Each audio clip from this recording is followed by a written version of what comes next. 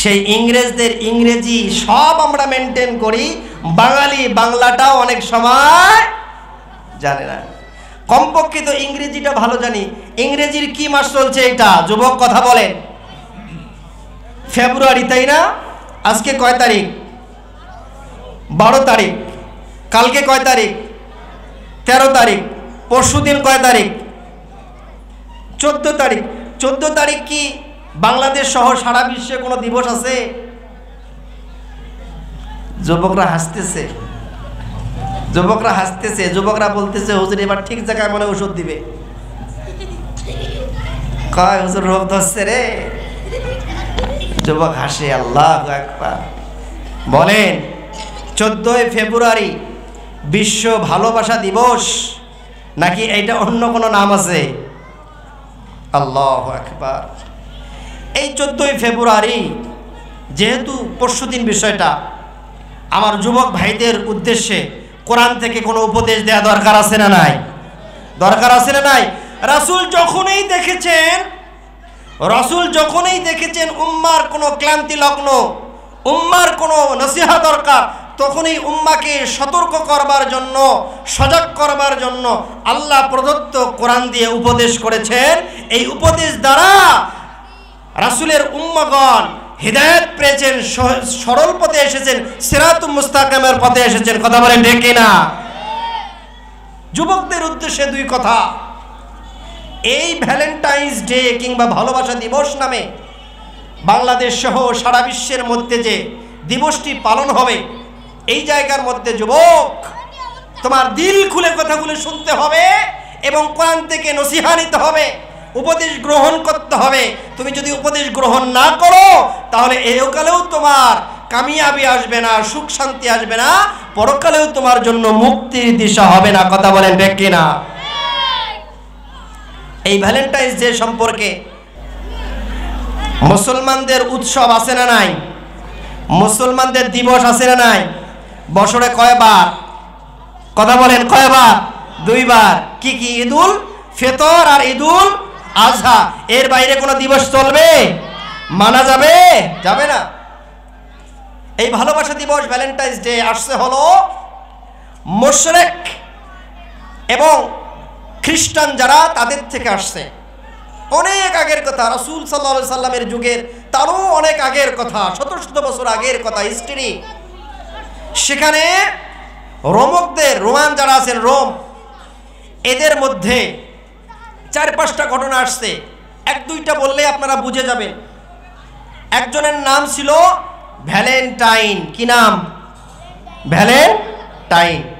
এই ভ্যালেন্টাইনকে রোমক সম্রাট, তিনি হলেন পৌত্তলিক মূর্তি পূজারী, মুশরিক।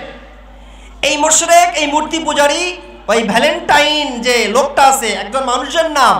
আপনারা মনে করেন না ভ্যালেন্টাইন বলতে অন্য কিছু না, এটা একটা মানুষের নাম, একটা ব্যক্তির নাম। এই ভ্যালেন্টাইন নামক লোকটা, তাকে ওই রোম সম্রাট বলছিল তুমি তোমার ধর্ম থেকে ফিরে আসো, খ্রিস্টান ধর্ম ছেড়ে দাও। তখন ওই যাজক, ওই পূজারী, ওই পাদ্রী ভ্যালেন্টাইন, তিনি অস্বীকৃতি জানাইছেন যে না, আমি আমার খ্রিস্টান ধর্ম ত্যাগ করব না।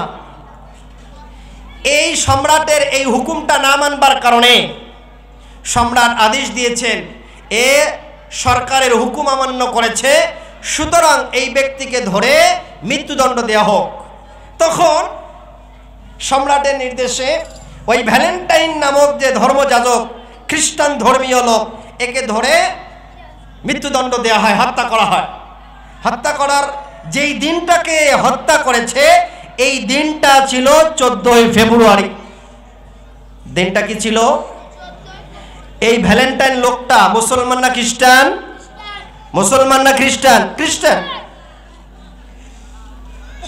এই 14 ফেব্রুয়ারি খ্রিস্টানদের আর একটা বড় পূজার দিন আছে, যেই দিনটাকে তারা পালন করে।